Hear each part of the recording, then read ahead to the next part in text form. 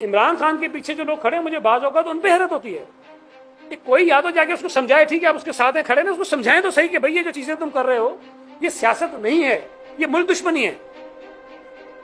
اب اگر اس موقع پر ایک آئینی ترمیم ہونے جا رہی ہے جس میں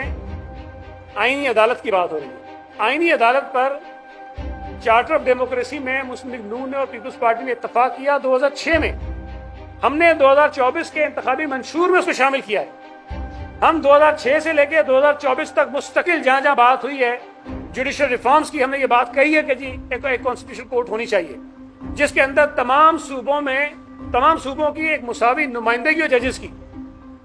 تاکہ وہ صرف عدالتی میٹرز پر فیصلے، آئینی میٹرز پر جو فیصلے کر سکے۔ اس وقت بدقسمتی سے سپریم کورٹ کا اگر آپ وقت دیکھیں وہ 85% سے زیادہ وقت اپنا جو ہے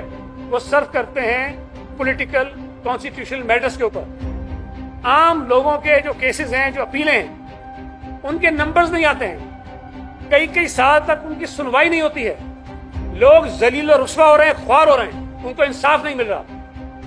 اگر اس عدالتی نظام کو پاکستان کی پارلیمنٹ، پاکستان کی سیاسی قیادت ٹھیک نہیں کرے گی تو کون ٹھیک کرے گا؟ اب ایک کانسٹیٹیوشنل کورٹ بنانے کی ایک موو ہوئی ہے، اب اس کو روکنے کے لیے اس لیے کہ اس کو اندیشہ ہے کہ شاید جو میرا پلان ہے پاکستان کے خلاف یا پاکستان کے خلاف میں جو سازشیں کر رہا ہوں اس کے راستے میں کی رکاوٹ بن جائے گی، تو اس کو وہ روکنے پہ تل گئے۔ قاضی فائز عیسیٰ کے خلاف ایک منظم مہم جس طرح یہ سب کے خلاف چلاتے ہیں، یہ سب کے خلاف چلاتے ہیں، جس نے ان سے ڈس ایگری کیا، پی ٹی آئی سے، عمران خان سے، جس نے ڈس ایگری کیا